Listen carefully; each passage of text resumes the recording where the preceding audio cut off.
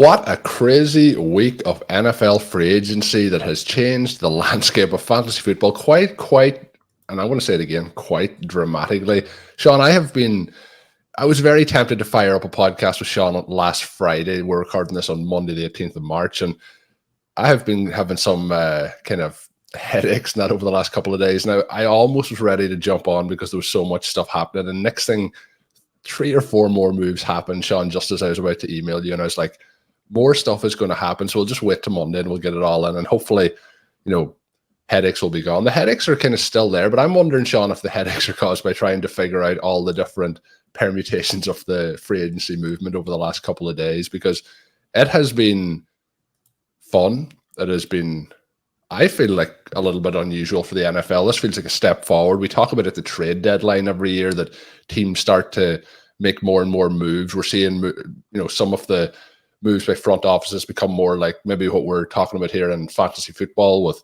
trying to move some of these players, get the moves done. But this felt just like it took a huge jump forward over the last week. How have you felt like, I didn't see this free agency period transpire in the way it has. I thought there would be moves, but the way things have just shifted around has been both phenomenal and a little bit of insanity mixed in.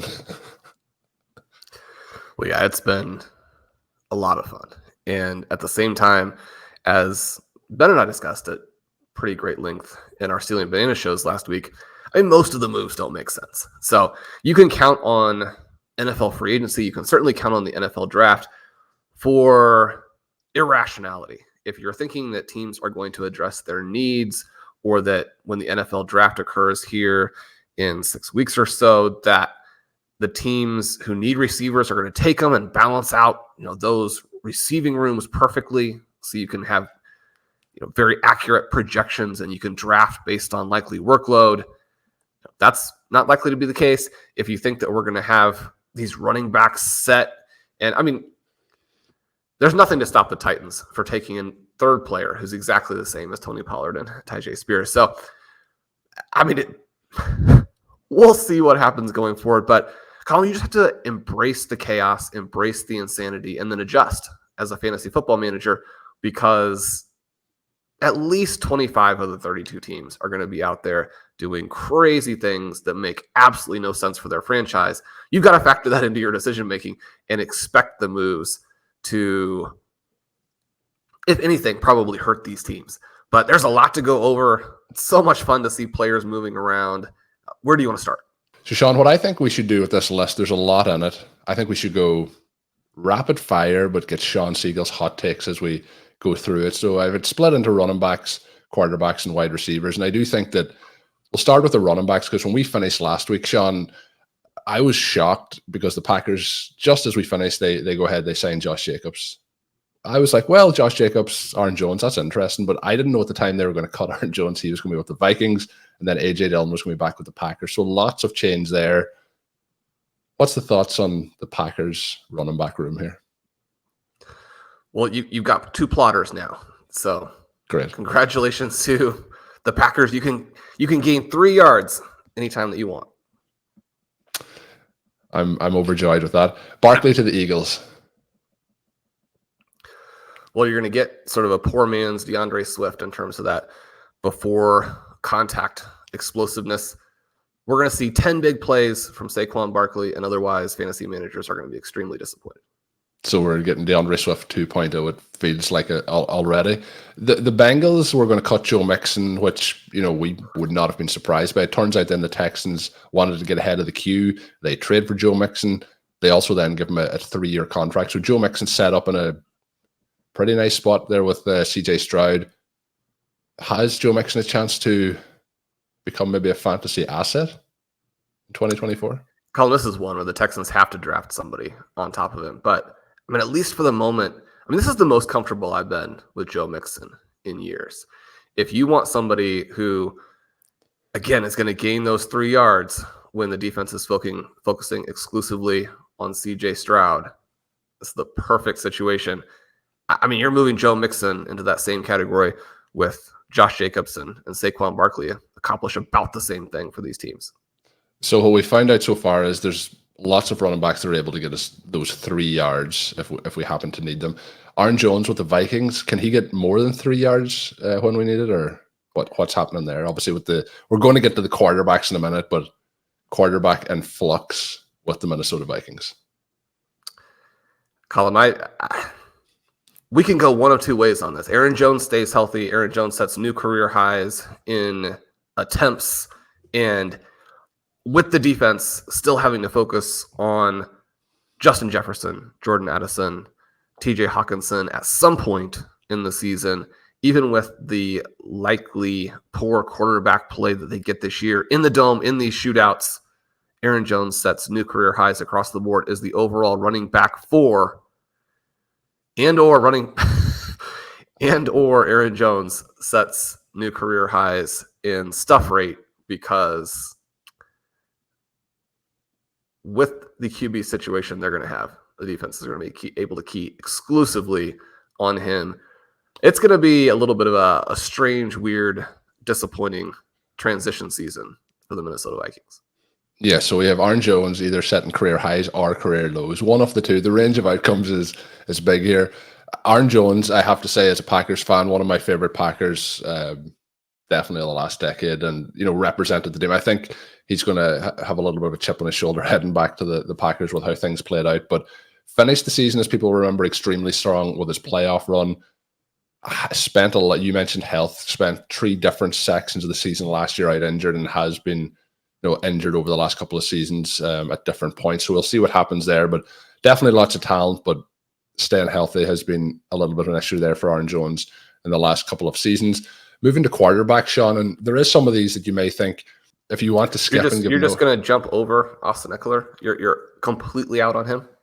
Well, I'm glad you caught me on that one, because if I had skipped over Austin Ekeler on this list of running backs, Shawn, most requested player for a comment was Austin Ekeler. I had questions about, had you mentioned and had it been brought up on the podcast, Blair done a piece on Austin Ekeler. I got a number of people reaching out to make sure that I thanked Blair for putting out that piece. So if I had forgot that, Shawn, I don't know what my DMs would have been like over the next couple of days. So thank you for that one. Austin Ekeler to the Commanders. I mentioned about the possibility of Joe Mixon, having, I think, maybe even a player target with how things could set up post NFL draft if nobody lands there. But Austin Ekeler, we talked about it on the show last year, looked like he had lost a step, but he's landing in a spot now with the Commanders where there is that opportunity, particularly in the PPR game, to potentially have a bounce back season. How are you feeling here about the landing spot? Yeah, one of the frustrating things about Ekeler last season is that the peripherals were terrible. And he was always one of these backs who was going to rely on some big plays and some goal line work. Not somebody who is going to soak up a ton of carries and be extremely dynamic between the 20s. That part of the game completely gone for him. I think Ekeler catches more passes than he gets rushing attempts this season. The Commanders are going to be awful. Jahan Dotson has been a bust. Terry McLaurin does not command targets at extremely high rate, even though he does generate a decent number of air yards. Ekeler, I think, is going to end up being the default here, even though, as you mentioned, Blair's article, a lot of reason to believe that Brian Robinson might actually be the better receiving back as well. And yet some of the numbers that he put up last year as a runner were based on the type of breakaway plays that A, you wouldn't necessarily expect to be repeated, and that B, don't actually fit in the profile that you expect Robinson to have going forward. This looks like a committee that cannibalizes most of the value in what should be a very poor Commanders offense.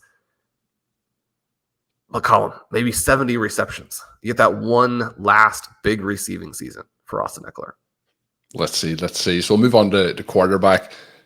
If there is ones here that we do not need to comment on, I think we can make a humorous comment if that is the case. Well, we can just, you can say pass, you can skip through these, but we got Justin Fields to the Pittsburgh Steelers. That was after they had agreed to deal with Russell Wilson. So they have set up their quarterback room for, basically a third day pick this draft season and then $1.2 million. So I think they've done a nice job, but I don't know what it means as we move forward here for Justin Fields and Russell Wilson and fantasy. I think it's got to be huge disappointment for Justin Fields dynasty managers, but reports also that the Steelers are expected to want to give a longer-term contract to Russell Wilson at the end of the season. Obviously, the whole season is to play out and see how he does throughout that. But is this a case where we can see Fields get himself into a starting role here in 2024, or is this just a terrible situation for Justin Fields? Well, the whole Russell Wilson thing is hilarious because it does mirror what Arthur Smith appeared to be trying to do with the Falcons, where he's trying to run this offense without any quarterback play whatsoever. Russell Wilson has been done for 3 years. I mean, it's mind-boggling. We found out that Russ couldn't cook. That was the problem. He's been done for 3 years. How can he be a player that you are basing your offense around in 2024 and talking about extending? This is not the style of quarterback that ages well. He can't make most of the throws that you need to make as an NFL quarterback. I mean, this is going to be almost identical to the Marcus Mariota, Desmond Ridder situation of a couple of years ago, where Mariota goes out there and plays really poorly for 2/3 of the season. You've got to go to the backup. I think we're going to go to the backup a lot quicker here. I mean, Justin Fields is like Desmond Ridder, but better in every single possible way, right? And so you have that dynamism with the backup. I would be surprised, frankly, if Russell Wilson makes it out of camp as the starter. The contrast between these two players in practice is going to be so vast, right? So stark that, I mean, Fields is going to be the guy. He's going to end up becoming the franchise quarterback for the Steelers. This is going to look like a massive giveaway from the Chicago Bears. I mean, they've mentioned that they're trying to do the right thing for Fields, so they could have gotten a little bit more compensation for him. You would certainly hope. The quarterback were you surprised at the compensation level? I was surprised at how little had to be given up to get Fields. Well, again, one of the things that you're seeing here, and it's interesting, so quickly after Anthony Richardson goes so early in last year's draft and then misses so much of the season. It's interesting on the heels of Lamar Jackson winning the MVP, but then looking so bad in the AFC Championship game against the Kansas City Chiefs. It's interesting in the context of, even star hybrid quarterbacks like a Jalen Hurts looking so incapable of moving the ball in the final third of the season. I mean, teams are just wildly swinging back in the direction of we want a quarterback who can make the passing plays, who can run a normal NFL offense, who can extend these plays and then throw the ball as opposed to extending and then taking a sack. I mean, one of the things the Steelers have done is they've added a lot of talent at the quarterback position, and yet they've also added a massive number of sacks. And so, I mean, that this Arthur Smith offense is going to be run, desperately try and convert third down, and you're going to get some highlight plays. You're also going to get a lot of sacks. I mean, I think you have to hope, if you have guys like George Pickens, that Justin Fields wins this battle, right?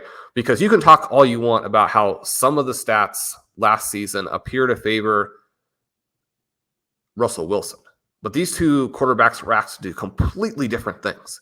And if you want to look at it from who's the best starting quarterback, that's going to be a little bit more debatable, although it's very clear to me. But if it's going to be who's the best for the receiver, all you have to ask is what happened last year for DJ Moore versus what happened for Cortland Sutton and Jerry Jeudy. If you have Pickens, you desperately need Fields to win this battle. And anybody who's saying it's not a battle, anytime that you have a terrible starting quarterback, which is what you have with Russell Wilson, it's a competition, right? There are no non-competitions when you have terrible starters. You also have to look at, the Broncos are after, moving on from him, with the contract that they have, they're willing to eat that cap to move on in that situation. And then you look at the situation here with the Steelers, who have really to pay him minimal to nothing this season. And Justin Fields, if you're a Steelers fan, I have to imagine the hope is that, like you said, Fields wins the job and then Fields can become the franchise quarterback. Russell Wilson is beyond that point of his career. And what you don't want to be doing is handing him a 3-4 year contract after the season for him to be the starter. The goal here should be for the younger, and I would say more talented quarterback to be the quarterback of the future for the team. So it's going to be interesting to see how this plays out. Maybe, Shawn, does that lead to a buy window here for Justin Fields for dynasty managers and for people who are drafting best ball at the moment, because the prices are bound to be on the decrease here? Yeah, I think that you probably want to buy him everywhere, but you have to be aware of what the actual cost is, because you can say to yourself, I mean, look, his value has plummeted, and yet if there are a lot of fantasy managers thinking about it the same way, this is the time to pick him up, then the prices may not reflect that for a while. I mean, Zachary Kruger and I are in a best ball draft right now where he went extremely early, right? And so you may need to wait for that to recalibrate and to reset at prices that you like. And then you're going to try and go in under that price and acquire him for even less. If there are situations where you have him and people are thinking that they can buy low, but the buy low doesn't fully account for how much the market is eventually going to move, then it might also be a time to sell here too, as we get a market that it's all over the place on Justin Fields. So I think you want to take this on a league by league basis in terms of how you approach it. So let's get ready to really move through these in rapid fire. We get the Steelers trading Kenny Pickett before they go for Justin Fields to the Eagles. I have zero thoughts on this. What's your thoughts, Shawn? Well, I mean, if you can't actually beat out Mason Rudolph, then how does it help the Eagles to have this player as the backup? And yet, he used to support the Eagles, I believe, as a child. Does that help them? It's easy to be overconfident in your backup. And one of the things that we talked about, I think, on Stealing Bananas last week is just the big difference between, say, Russell Wilson and Kenny Pickett in terms of avoiding sacks on third and medium or longer. I mean, those things do have some value for you if you think you have a strong overall organization. Now, the Eagles need to rebuild that defense in order for a player like Kenny Pickett to even be a good game manager in the apocalyptic scenario where Jalen Hurts is out. As you mentioned, I mean, this is basically a nothing type of deal. You can move on from Kenny Pickett if you have some shares. This is one that could be a little bit interesting. The Cardinals acquired Desmond Ridder from the Falcons in exchange for Rondale Moore. So, if we want to talk about Rondale Moore, we can fit him in here rather than the wide receiver section as well. But both players who are going to find new spots to kind of give themselves, I guess, it could be their last chance, but it is also a fresh start for both of these. Interesting for Rondale as well, with obviously Kirk Cousins landing with the Falcons. Yeah, Rondale Moore has never had the combination of a strong coordinator and a strong quarterback. That could be the situation with the Falcons. Now, you would expect him to be, well down in the pecking order. You're going to have to get targets to London and Pitts, and now it appears Mooney before you start to even really consider Rondale Moore. But when you're talking about last round picks in best ball, if you're talking about your last spot in a dynasty league, I think that this specific move makes Moore a guy you can keep for your final slot as opposed to cutting him for some other random type of player. We've seen enough from Rondale Moore here, even with all the highlights, to think that there's not a real path to the type of volume you need to be a legitimate fantasy player, a fantasy weapon. And yet, I think this is a great acquisition by the Falcons, and they've started to put together, or they have put together here, probably the NFL's most exciting offense. Mm-hmm. And when you consider, where they're coming from to be able to make that statement, this has been a really cool offseason for the Atlanta Falcons. So what they've done, Shawn, is they've got rid of Arthur Smith and they've got a quarterback. Single-handedly become the most exciting offense in the NFL. It's amazing what you can do with a little bit of creativity. But yeah, Rondale Moore, I think there's always going to be that intrigue for us, Shawn, with Moore and see how he gets on. But the Rams then, speaking about in 6 months, Rondale Moore will be back in the intro music. So he will, yeah, I'm sure he will. Rams sign Jimmy Garoppolo after he was released by the Las Vegas Raiders.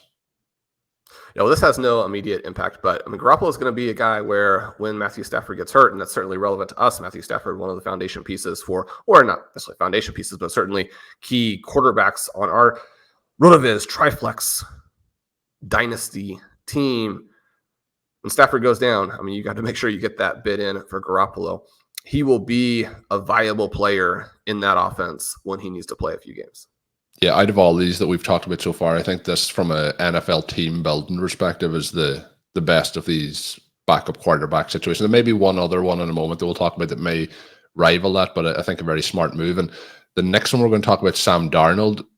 I think maybe Jimmy Garoppolo with the Vikings might potentially have been a better decision as well. But the Vikings signed Sam Darnold to a 1-year, $10 million contract.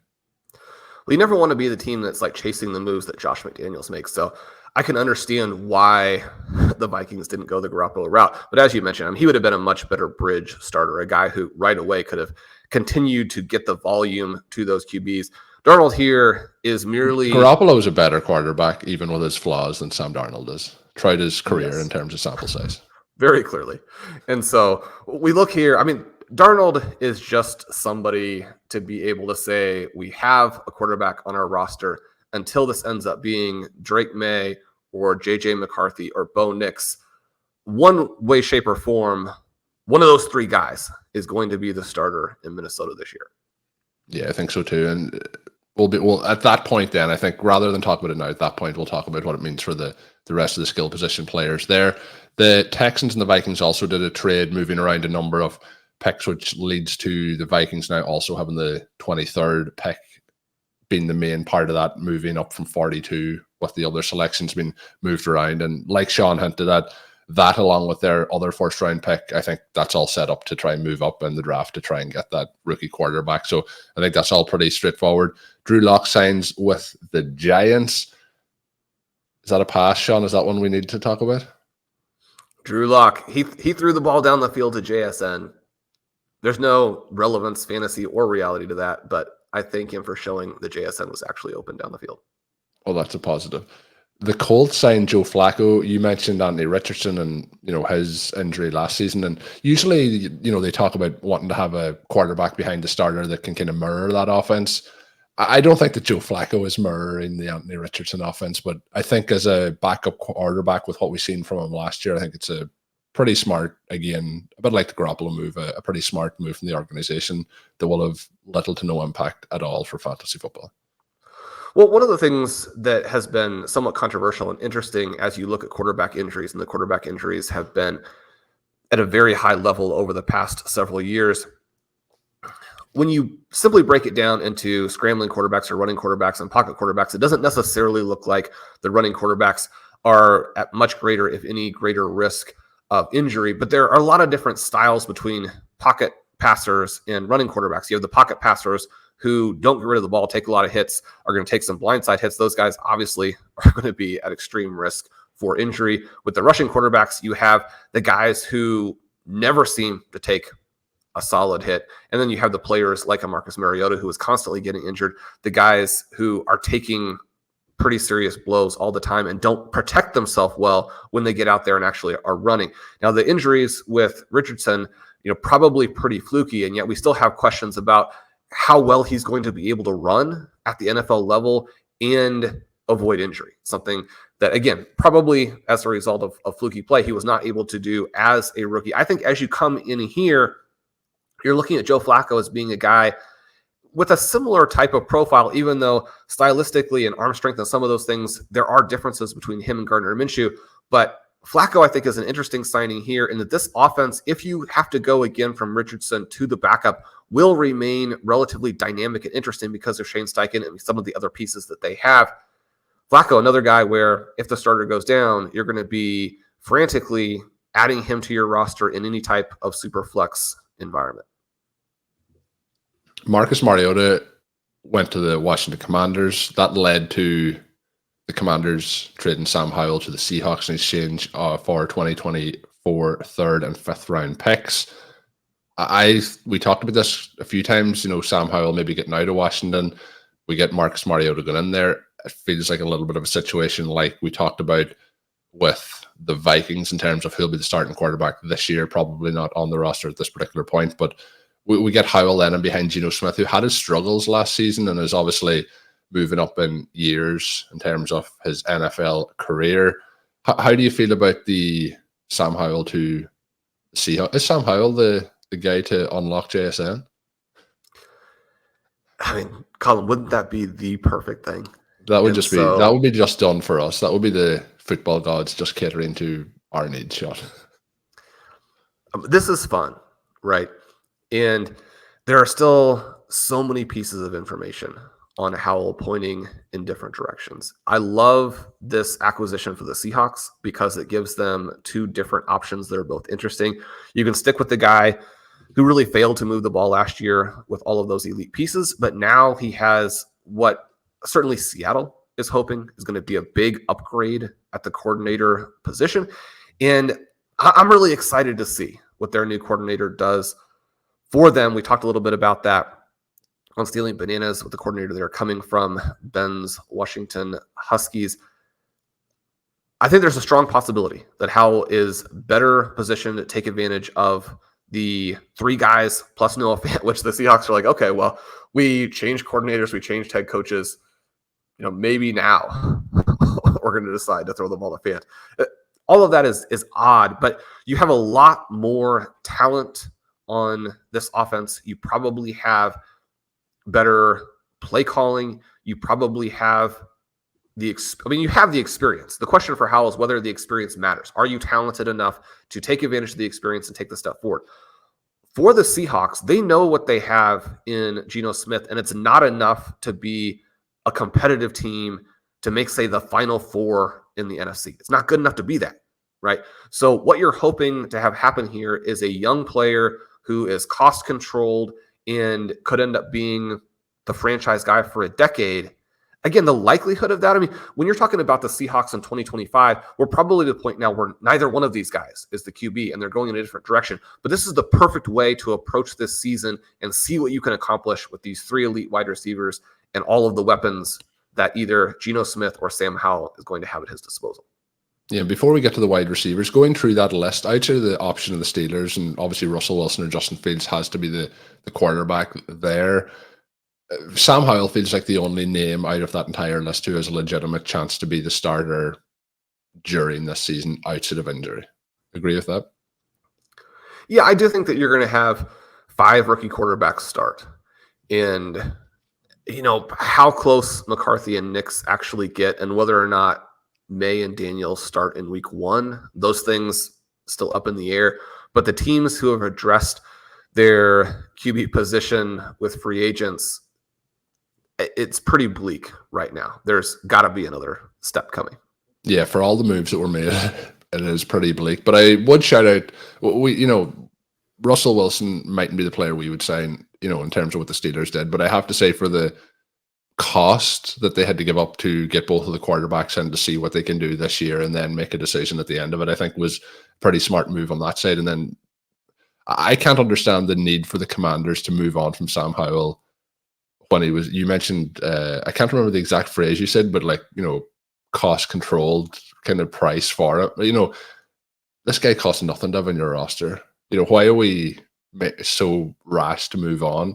And I think that's a really smart move as well from the Seahawks. But maybe the Commanders are right, and maybe it is a smart move to get what you can at this particular point. But to give up on, we see Fields get moved on for very little, and that's because where he was drafted, there is some cost associated with it. But when we look at, with the Sam Howell situation, it's as cheap as you can have to have your quarterback on the roster with years remaining on that deal.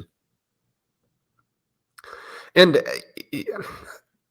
I don't think that we have a lot of enthusiasm for Desmond Ridder. But again, Ridder played for Arthur Smith.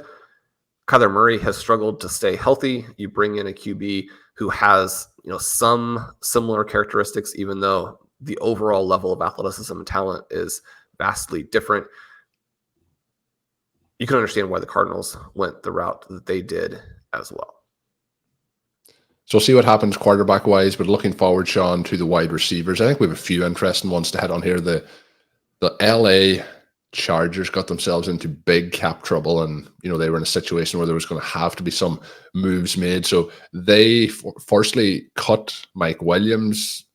They have been linked. He has been linked with the Jets and the Panthers as potential options. We'll see over the next couple of days. That is one where there isn't a landing spot as of yet.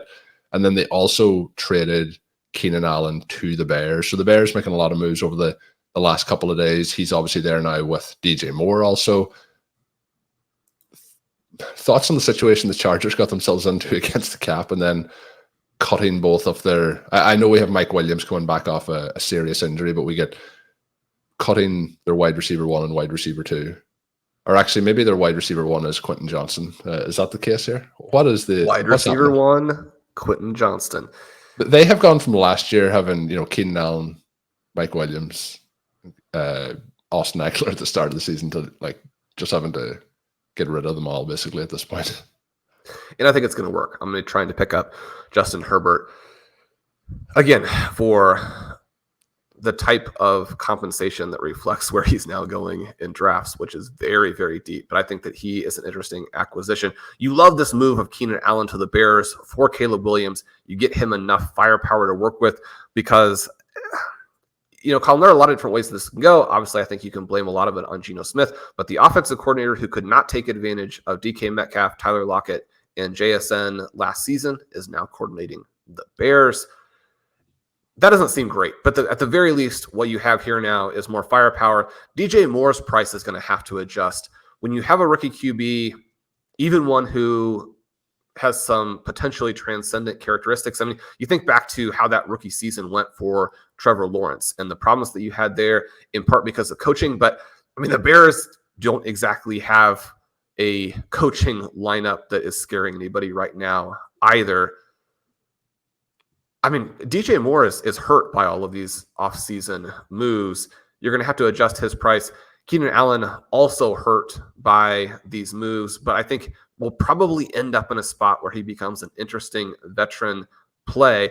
Between the fact that you're moving to a spot where you're going to be the wide receiver 2 in all probability, you're moving to the spot with some questions about a rookie, you're going to have to deal with the fact that a lot of managers simply won't want Allen because of the late season injury and the age. I think that his price is probably going to be something you're going to have to at least look at 2 or 3 times before you pass in best ball leagues this summer. We'll jump back in and discuss that as we draft here in the coming weeks. We don't necessarily have quite enough information on that yet, but this is a great move from the Bears. It doesn't necessarily solve all their problems. Yeah, and just looking, Keenan Allen will be 32 on the 27th of April this year, so it'll be 32 obviously as we enter the NFL season. And we talk about, he has been one that has kind of defied that age cliff. Him along with Mike Evans have continued to put up solid numbers or very strong numbers over the years. But in that situation with also DJ Moore, but also the quarterback concerns, it's going to be tricky this year. The Steelers moved Diontae Johnson to the Panthers in exchange for Dante Jackson and a late round pick swap. So we've talked a lot about the struggles of the Panthers, of Bryce Young last year. Difficult situation. Is that difficult situation going to get better?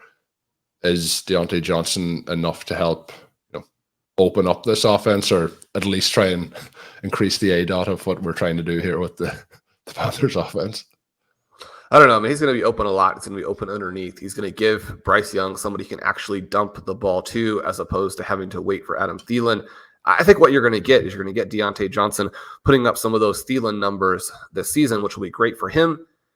It doesn't necessarily solve all the problems the Panthers have. They need a young, dynamic star, really, I think, to give Bryce Young much of a chance at this point. But I mean, you have to love this move for Johnson, who is not somebody who was going to do anything in a poorly quarterbacked Arthur Smith offense, even with what may be a lateral or even downgrade at the QB position in Carolina. The situation here is actually just far, far superior. Yeah, I think it becomes quite interesting here for fantasy drafts over the coming months before the NFL season. We'll be talking more about that, obviously, as we move through some of those drafts. Shawn, one for you. The Chiefs agreed terms with Marquise Brown, obviously formerly at the Cardinals, a 1-year contract. We often talk about the need for speed in offense. We get speed here with Marquise Brown. A huge upgrade, in my opinion, over somebody like an MVS. How are you feeling about Brown's landing spot here with the Chiefs? And obviously, we've talked about Rashee Rice a couple of times this offseason, and you mentioned about his price maybe being a bit high, but I actually think that this will help Rice as well to have somebody as competent as Brown on the opposite side. Yeah, I mean, this is a great complementary addition. It's one that, because Brown has struggled so much over the past couple of years with injuries and then the injuries to his quarterbacks there in Arizona, you get the great price. I mean, it's crazy to think that you could get him at the levels that the Chiefs are paying when contrasted with what Calvin Ridley is getting with the Tennessee Titans. Or contrasted with the contract that they gave to MVS a couple of seasons ago. Exactly. And when you look at Brown and that pedigree of a first-round pick who came out and was impressive with the Ravens, his raw numbers in all of those years weren't extraordinary. But you go back through and you look at his target market share in years 2 and 3, the ability to put up a total number of air yards, the ability to generate a high whopper. And those are all going to be elements where he's not even asked to do that with the Kansas City Chiefs. So one of the things that you want is a vertical threat who's not just a vertical threat who's a good player. If you throw a vertical threat out there like MVS, who isn't a good player and doesn't actually threaten the defense, then you haven't accomplished your actual objective. There's still a lot of reason to believe that Brown will quickly be just another one of the guys that the Chiefs have signed here and failed with, like the trade for Kadarius Toney, like the signing of Juju Smith-Schuster, like the signing of MVS. One of the things that Blair has written about at length is that when you're talking about guys who are trying to bounce back, it's not necessarily good to have those guys coming off of injuries, right? You think that, they had down seasons because of injury, they'll bounce back. That's not necessarily the way that it works. I think that we have to keep our expectations in check, but there's a very high ceiling here, and Brown could be the piece to re-unlocking this Kansas City Chiefs offense. Certainly, I think if they were to add a dynamic running back at any point in the offseason, then you're starting to look at Kansas City being able to create some of those faster, more explosive drives that early in the Mahomes tenure were such a signature of what they were able to do. And those names you mentioned, the likes of a Toney, MVS, etc. I don't know. I'll get your take, but I'm much more enthused and excited to see what Brown can do than I ever was for those guys. Well, and you even think to someone like McCole Hardman, who was originally a draft pick and then somebody that they sort of notoriously brought back this year. And there's been, even more sort of weirdness linked to that after the season ended. But you think about Hardman, and especially when he was young, they were able to get him vertical occasionally, and he was able to score some long touchdowns that sort of deteriorated into just a manufactured touch around the line of scrimmage type of guy. But Hardman came in as a player with elite speed, but no actual receiving experience or production. Having a guy who's an actual receiver who can run real NFL routes, even if he's not a star, even if you have some drop concerns. I mean, you think back to that 2021 season, which is his best. And I mean, there are 3 or 4 long touchdowns that are left on the table there because I believe there was one game 50 yards down the field and he just doesn't catch it, right? You're going to see more of that. But I mean, this is still. I believe there was one game against the Detroit Lions, Shawn, that I think there was like 3 touchdowns dropped in the one game, like 30-yard touchdowns over and over again. So we'll all get ourselves set to accept those moments when they arise. Yeah, we'll see what happens. But the last one, again, not much to talk about, just a kind of a note. Michael Gallup cut by the Cowboys. And the final thing that I had here was not fantasy football related, unless you're in a IDP league, but Aaron Donald retired. And I think we don't talk defense much, but one of the greatest defensive players of all time. So we have run through a lot there, Shawn. Anything left to add other than this was a wild weekend? I noted at the start you said that none of these moves make sense. Yeah, it's just such a fun flurry of transactions. A lot of fun to be part of the site at this time of the year. Great work done by Kevin, Matt, Neil, Corbin, and Blair on the free agency front. That coupon code to get those articles, to check out the advanced stats, to find out what our tools can tell you, to see the really awesome visuals that the tools present and that the authors have worked into the articles. That coupon code RVRadio 2024 at checkout. Call them a 10% discount on your 1-year subscription. Weeks like this, you really want to have it. You can see what those guys are coming up with. Yeah, the guys set up a lot of awesome work always awesome work, but over the last week, updating some of the thoughts I mentioned, people reaching out about Blair's article, but you mentioned some of the other stuff there. Great stuff to keep you up to date. That is going to do it for this edition of RotoViz OT. We will be back later in the week. We have some fun draft content and some guests scheduled to come on over the next couple of weeks, but myself and Shawn will be back later in the week. So as always, make sure you are subscribed to the RotoViz Overtime podcast feed to get those shows once they are available. My name is Colm Kelly. You can follow me on Twitter at Overtime. You can check out all of Shawn's work up on rotoviz.com. And until we are back, have a good one.